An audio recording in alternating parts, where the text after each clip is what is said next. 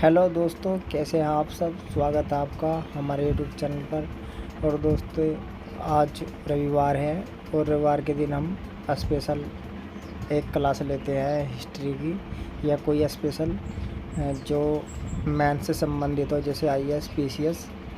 ठीक है दोस्तों, जो मैथ्स में काम देती है। ठीक है, जो मैथ्स में लिखने में आपके बहुत ही ज़्यादा महत्वपूर्ण रोल अदा करती है। ठीक है दोस्तों, तो आज हम जो लेकर आए हैं दोस्तों, वो हमारा टॉपिक है ऋग्वेद के समय में वर्ण व्यवस्था कैसी थी। ठीक है, सामाजिक व्यवस्था। ठीक है दोस्तों, ये पार्ट 1 है। तो इसमें आज हम सामाजिक व्यवस्था और वर्ण व्यवस्था देखेंगे दोस्तों। तो ऋग्वेदिक काल में वर्ण व्यवस्था कैसी थी। ठीक है दोस्तों, और ये जो हमारा आईएएस का सीएससी का जो पहला पेपर होता है, ठीक है दोस्तों, ये पहले पेपर के लिए है यूपीएससी। ठीक है, यूपीएससी सीएससी और यूपीपी मेंस के लिए। ठीक है, आईएससी आईएएस।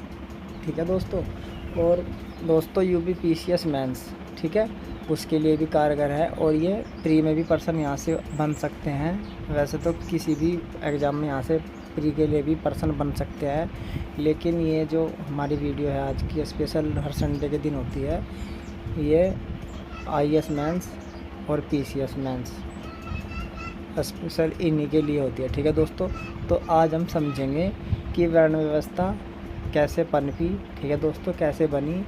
तो आपको ये हमारी वीडियो अंत तक देखनी है, ताकि आपको पता चल सके उस समय के समाज की गतिविधियाँ कैसी थी, उस समय का समाज कैसा था। ठीक है दोस्तों, तो आपको यही सब जानकारी हमारी वीडियो में मिलेगी। ठीक है दोस्तों, तो चलिए हम जानेंगे इसमें कैसे कैसे वर्ण व्यवस्था का विकास हुआ और क्या हुआ। ठीक है दोस्तों, तो चलिए इससे पहले हम देख लेते हैं एक बार सामाजिक व्यवस्था। ठीक है दोस्तों, तो चलिए देखते हैं एक बार। यह है दोस्तों सामाजिक व्यवस्था ऋग्वेद के समय की। ठीक है दोस्तों, वैदिक काल का ही चैप्टर है, प्राचीन इतिहास का भारत।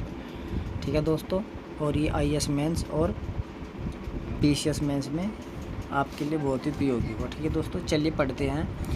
ऋग्वेदिक समाज का आधार पितरात्मक सत्ता। ठीक है, पितरात्मक का मतलब होता है जिसमें समाज में आधार पिता को माना जाता है। ठीक है, तो पढ़ेंगे पितृसत्तात्मक संयुक्त परिवार था। ठीक है, तो ऋग्वेदिक समाज का आधार क्या था?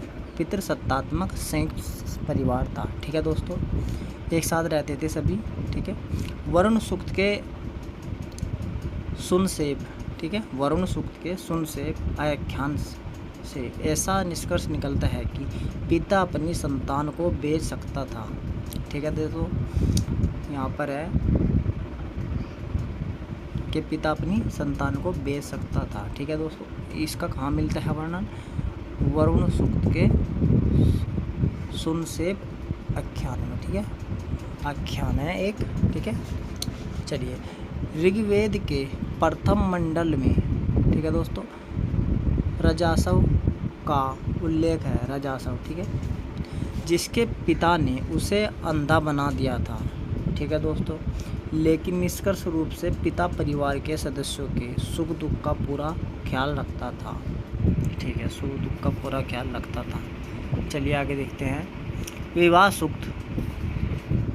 सूक्त ऋग्वेद के दशम मंडल का भाग है। ठीक है दोस्तों, विवाह सूक्त 10 मंडल का क्या है? भाग है, जिसमें स्त्रियों की समाज में सम्मानजनक स्थिति का पता चलता है। मतलब उस समय स्त्रियों की जो स्थिति थी वो सम्मानजनक थी, अच्छी थी, मतलब ये कह सकते हैं। चलिए आगे देखते हैं। दिवालिये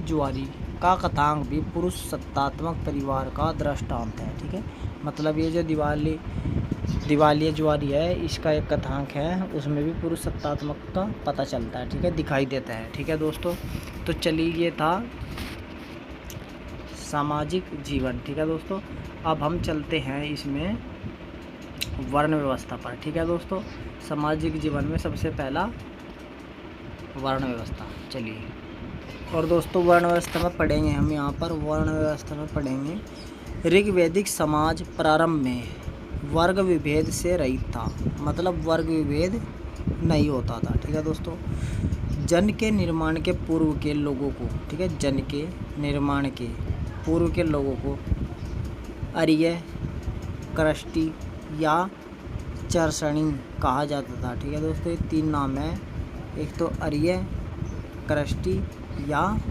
चर्षणी कहा जाता है। ठीक है दोस्तों, आर्य जब संचरणशील, संचरणशील का मतलब घूमने वाले, यहाँ भी लिखा है घुमावकड़, थे तो उन्हें चर्षणी, तथा जब वे कर्षणशील बने तो उनके लिए कृष्टि शब्द का प्रयोग किया गया। ठीक है दोस्तों, जब वे घूमने वाले बने तो तब उन्हें क्या कहा गया, चर्षणी, और जब वे कर्षणशील बने तब उन्हें कृष्टि शब्द का प्रयोग किया गया। ठीक है दोस्तों, ऋग्वेद में वर्ण शब्द का, ठीक है, वर्ण शब्द रंग या प्रकाश के अर्थ में तथा कहीं कहीं व्यवसाय के चयन के अर्थ में प्रयुक्त होता है। ठीक है दोस्तों, देखिए ऋग्वेद में जो वर्ण है शब्द, ठीक है, वर्ण शब्द ये रंग या प्रकाश के अर्थ में कहीं कहीं, ठीक है, एक तो रंग के अर्थ में और एक प्रकाश के अर्थ के रूप में तथा कहीं कहीं व्यवसाय चयन के अर्थ में प्रयुक्त है। ठीक है दोस्तों,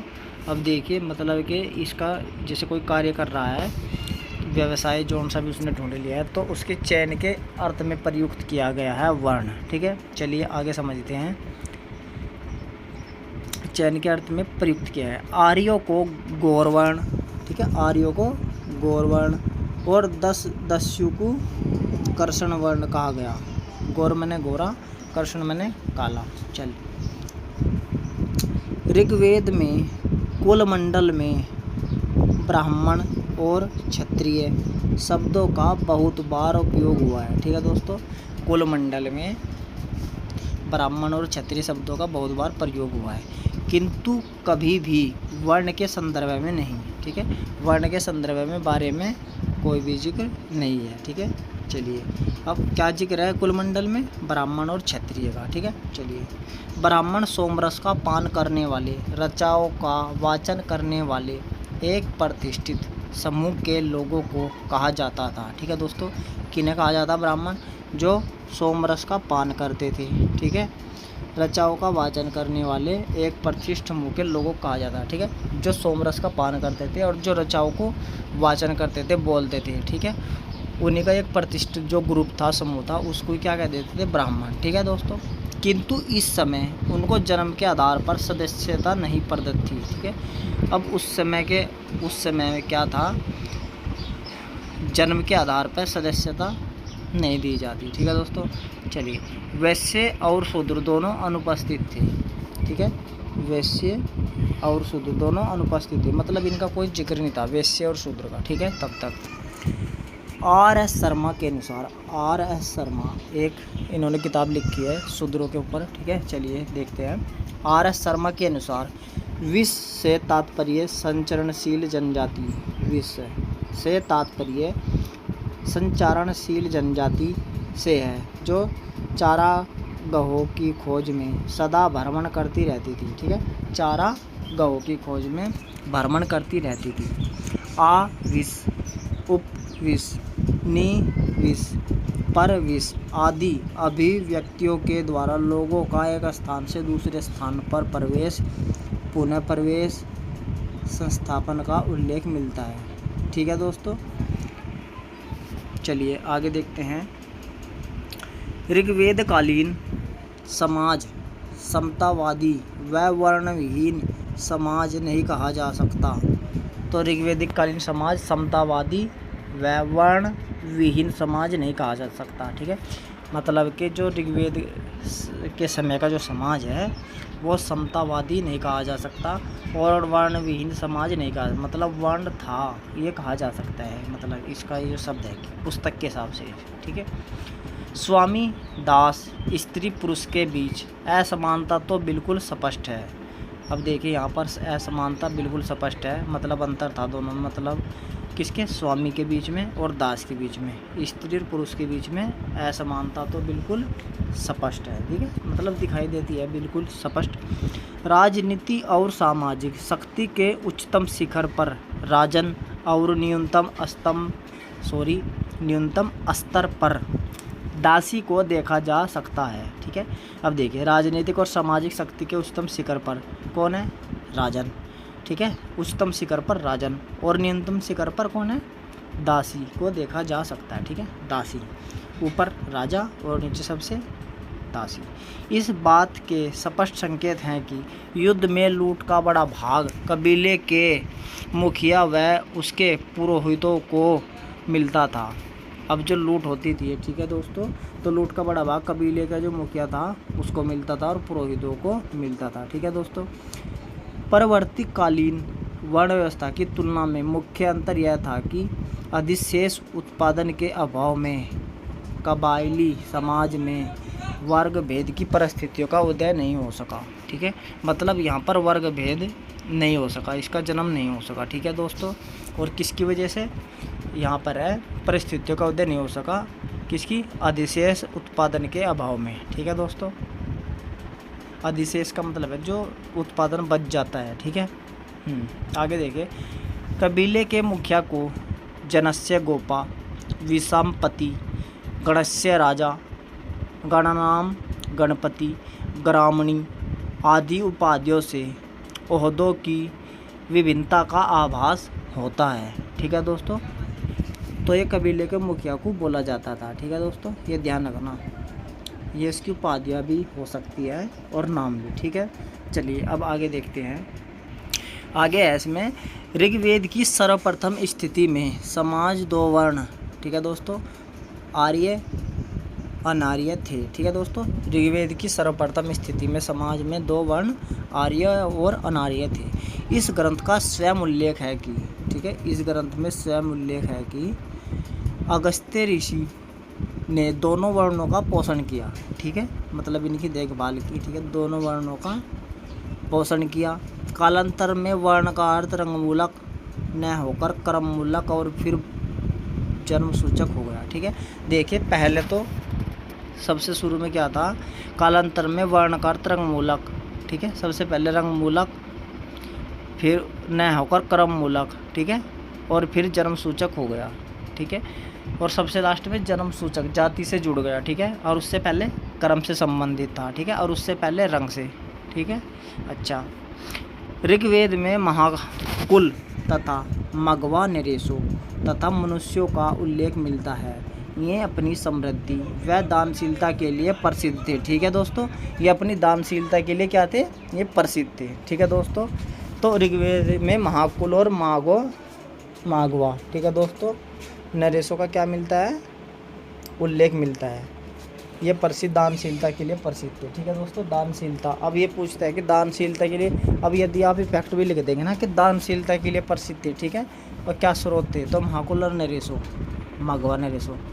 ठीक है, और मनुष्य का उल्लेख मिलता है अपनी समृद्धि और दानशीलता के लिए, मतलब इतने समृद्ध थे वे जो दान करते थे। ठीक है दोस्तों, तो चलिए आगे देखते हैं। आगे है 4 स्तरों पर। ठीक है दोस्तों, 4 स्तरों पर समाज का बंटवारा सर्वप्रथम ऋग्वेद के 10वें मंडल के पुरुष सूक्त में मिलता है। ठीक है दोस्तों, अब देखिए 4 स्तर पर समाज का जो बंटवारा हुआ सर्वप्रथम ऋग्वेद के 10वें मंडल के पुरुष सूक्त में मिलता है। ठीक है, 4 स्तर पर वही ब्राह्मण, क्षत्रिय, वैश्य, शूद्र। ठीक है, ये जो 4 स्तर है समाज के, इनका बंटवारा सबसे पहले ऋग्वेद के 10वें मंडल में मिलता है और 10वें मंडल का पुरुष सूक्त में मिलता है। ठीक है, अब हम इसका आगे पुरुष सूक्त का पूरा वर्णन करेंगे। ठीक है दोस्तों, कैसे कैसे उसमें बताया गया है पूरी कंडीशन। यहाँ चारों वर्णन, ठीक है, यहाँ चारों वर्णों, हालांकि वर्ण शब्द का प्रयोग नहीं। ठीक है, देखिए यहाँ चारों वर्णों, लेकिन वर्ण शब्द का प्रयोग नहीं किया है। यहाँ चारों वर्णों की उत्पत्ति एक विराट पुरुष के अंगों से बताई गई है। ठीक है दोस्तों, मैंने पिछली वीडियो में बताया था, जब जाति की उत्पत्ति वीडियो मैंने डाली थी कि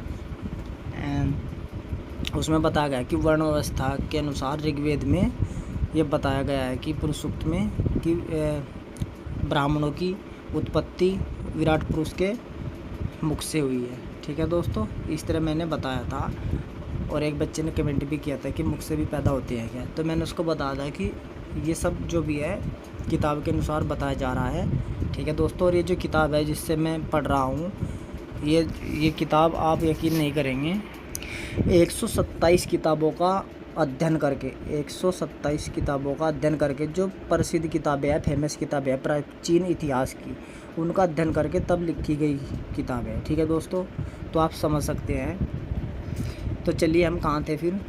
हाँ, यहाँ चारों वर्णों की उत्पत्ति एक विराट पुरुष के अंगों से बताई गई है। ठीक है दोस्तों, लेकिन यहाँ वर्ण शब्द का प्रयोग नहीं हुआ। ठीक है दोस्तों, ये लिखा है लाइन में, हालांकि वर्ण शब्द का प्रयोग नहीं है। ठीक है दोस्तों, तो विराट पुरुष के मुख से ब्राह्मण, ठीक है दोस्तों, मुख से, भुजाओं से राजन्य, ठीक है दोस्तों, ऊरु भाग से वैश्य, ठीक है दोस्तों, ऊरु भाग से वैश्य, तथा पैरों से शूद्र, ठीक है, पैरों से शूद्र उत्पन्न हुआ है।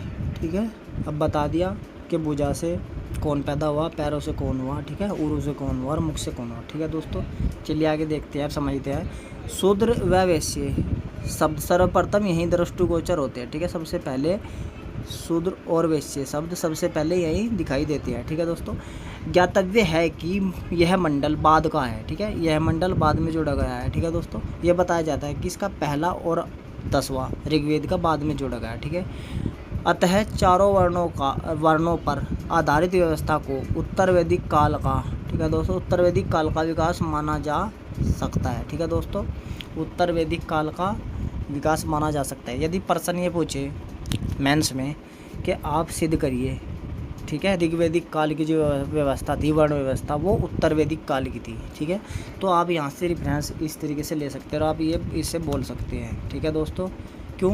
क्योंकि आप ये बोल सकते हैं कि जो पहला और आखिरी 10वां मंडल है वो ऋग्वेद में बाद में जोड़ा गया। ठीक है दोस्तों, और क्योंकि वैदिक जो काल है वो वैदिक काल उत्तर वैदिक काल से पहला है। ठीक है दोस्तों, चलिए आगे देखते हैं। एक बात यह है कि वर्णों की उत्पत्ति, ठीक है, वर्णों की उत्पत्ति धरती, आकाश, सूर्य, चंद्रमा जैसे प्राकृतिक तत्वों के साथ हुई।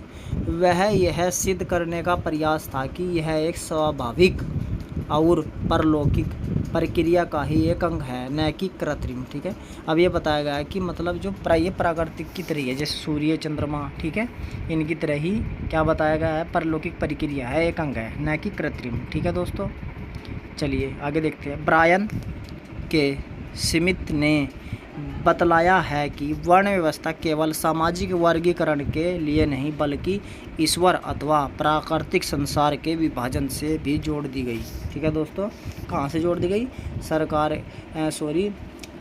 संसार के विभाजन से भी जोड़ दी गई। ठीक है, कि संसार को विभाजित करने के, ठीक है, बल्कि ईश्वर अथवा प्राकृतिक संसार के विभाजन से भी कनेक्ट करती है। ठीक है, अब देखिए दोस्तों, अब हम देखेंगे पुरुष सूक्त। ठीक है, पुरुष सूक्त में देखेंगे हम किस तरीके से वर्णन किया गया है। ठीक है दोस्तों, चलिए देखते हैं पुरुष सूक्त में। अब हम पुरुष सूक्त ऋग्वेद 10वां मंडल। ठीक है दोस्तों, पुरुष के 1000 सिर है, 1000 आँखें हैं, 1000 पाँव हैं, वह धरती में संपूर्ण रूप से विस्तृत है। पुरुष अमरत्व का अधिपति है।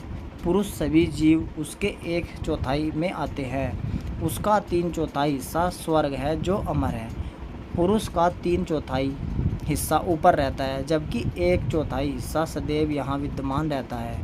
उसी से विराज आदि शक्ति का जन्म हुआ और विराज के माध्यम से पुरुष की उत्पत्ति। ठीक है दोस्तों, समझ रहे हैं आप? चलिए अब आगे देखते हैं। आपको ऐसे ही समझकर मेंस में लिखना है। ठीक है दोस्तों, देवताओं ने पुरुष यज्ञ किया। ठीक है, देवताओं ने पुरुष यज्ञ किया और इस यज्ञ में वसंत ऋतु थी। कौन सी ऋतु थी? वसंत ऋतु। ठीक है दोस्तों, ये प्रश्न पूछा जा सकता है कि कौन सी ऋतु थी और कौन सा यज्ञ किया देवताओं ने? तो पुरुष यज्ञ किया और इस यज्ञ में वसंत ऋतु थी। ग्रीष्म ऋतु ईंधन और पतझड़ ऋतु हवि थे। ठीक है, अच्छा, ग्रीष्म ऋतु क्या थी? ईंधन। ठीक है, और पतझड़ ऋतु हवि थी। उन्होंने पुरुष का अभिषेक किया और यज्ञ का जन्म हुआ। सबसे पहले कुश घास की सृष्टि हुई, कुश घास की। ठीक है दोस्तों, और उसके साथ ही देवताओं, साध्यों, अर्थ देवता तथा ऋषियों की उत्पत्ति हुई। यज्ञ में सभी कुछ अर्पित कर दिया गया और उससे पिघले हुए घी के द्वारा उन सभी जंतुओं की उत्पत्ति हुई जो आकाश में, वनों में, गाँव में रहते हैं। उस यज्ञ से ही ऋचाओं की उत्पत्ति हुई छंद का जन्म हुआ और मंत्रों का भी उद्भव हुआ। ठीक है दोस्तों, मतलब के यज्ञ से ही ऋचाओं की उत्पत्ति हुई, छंदों का जन्म हुआ और मंत्रों का भी उद्भव हुआ। ठीक है दोस्तों, चलिए आगे देखते हैं। अश्व उसी से उत्पन्न हुए, अश्व मैंने घोड़ा, उसी से उत्पन्न हुए और गायों का जन्म हुआ, भेड़ और बकरियों का भी जन्म हुआ। उसके मुख ही ब्राह्मण बने, उसकी भुजाओं से राजन्य बने, उसकी जंघाओं से वैश्य तथा उसके पैरों से शूद्रों का जन्म हुआ। ठीक है दोस्तों, अब देखिए यहाँ बताया गया है कि अश्व उसी से उत्पन्न हुए, गायों का जन्म हुआ, भेड़ और बकरियों का भी जन्म हुआ। उसके मुख से ब्राह्मण, भुजाओं से राजन्य, उसकी जंघाओं से वैश्य और पैरों से शूद्रों का जन्म हुआ। ठीक है दोस्तों, ये पुरुष सूक्त 10वें मंडल का ही वर्णन है। ठीक है दोस्तों, चलिए अब आगे देखते हैं। उसके मस्तिष्क से चंद्रमा की उत्पत्ति हुई, उसकी आँखों से सूर्य का जन्म हुआ, इंद्र और अग्नि उसके मुख से प्रकट हुए और उसकी श्वासों से वायु का जन्म हुआ। उसकी नाभि से ब्रह्मांड का मध्य भाग उभर कर सामने आया, उसके सिर से आकाश का विस्तार हुआ, उसके दोनों पैरों से ही धरती की सृष्टि हुई तथा उसके कानों से आकाश का विस्तार हुआ। इस प्रकार उन्होंने इस संसार को व्यवस्थित किया। ठीक है दोस्तों, चलिए अब आगे फिर देखते हैं।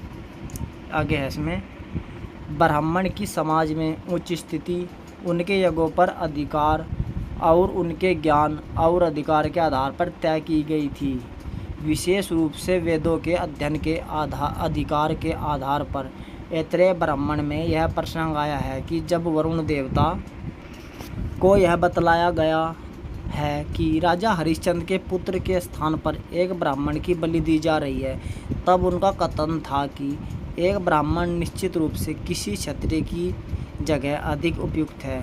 शतपथ ब्राह्मण में ब्राह्मणों के कुछ विशेष लक्षणों को बतलाया गया है। ब्राह्मण को समाज में सम्मान, भेंट, उपहार ग्रहण करने का अधिकार, किसी के द्वारा भी सताए नहीं जाने का अधिकार और किसी प्रकार से पीटे नहीं जाने का अधिकार दिया गया था। क्षत्रिय या राजन्य वर्ग शक्ति से और शासन तथा युद्ध से जुड़ गए, वैश्य भौतिक साम्राज्य से तथा पशु उत्पादन, कृषि इत्यादि से जुड़ गए। ठीक है दोस्तों, अब इन तीनों के बारे में बता दिया है कि कौन किस किस से जुड़ गया। ठीक है दोस्तों, अब आगे शूद्रों के बारे में देख लेते हैं एक बार, क्योंकि इसके अलावा हम शूद्रों की अलग से एक वीडियो बनाएंगे। ठीक है दोस्तों, चलिए देखते हैं। R.S. शर्मा ने शूद्रों की क्या मतलब, हर एक जो चारों वर्ण है, चारों वर्ण पर अलग से वीडियो बनाई जाएगी। ठीक है, उनके क्या कर्तव्य थे, क्या उनके काम थे। ठीक है दोस्तों, इस तरीके से। चलिए नेक्स्ट देखते हैं। R.S. शर्मा एक इतिहासकार है। ठीक है दोस्तों, उन्होंने शूद्रों के बारे में लिखा है। शूद्र वर्ण की उत्पत्ति के ऊपर विस्तार पूर्वक प्रकाश डालते हुए पुस्तक शूद्रों का प्राचीन इतिहास प्रतिपादित किया है कि शूद्र वर्ग में आर्य व अनार्य दोनों सम्मिलित थे। आर्थिक व सामाजिक विषमताओं के फलस्वरूप दोनों ही वर्णों में श्रमिक वर्ग का उदय हुआ। बाद में सभी श्रमिकों की सामान्य संज्ञा शूद्र हो गई। आर्य शिल्पियों के वंशज भी जो अपने प्राचीन व्यवसाय में लगे रहे शूद्र समझे गए। ठीक है दोस्तों, तो ये थे यहाँ तक। ठीक है, इसके बाद हम आगे और पढ़ेंगे अगली क्लास में, लेकिन आज बस इतना ही। तो दोस्तों हमें बताइए कमेंट करके कैसी लगी आपको वीडियो, और फिर हम नेक्स्ट संडे कोई नया टॉपिक लेकर आएंगे। ठीक है दोस्तों, तो चलिए आज बस इतना ही। धन्यवाद।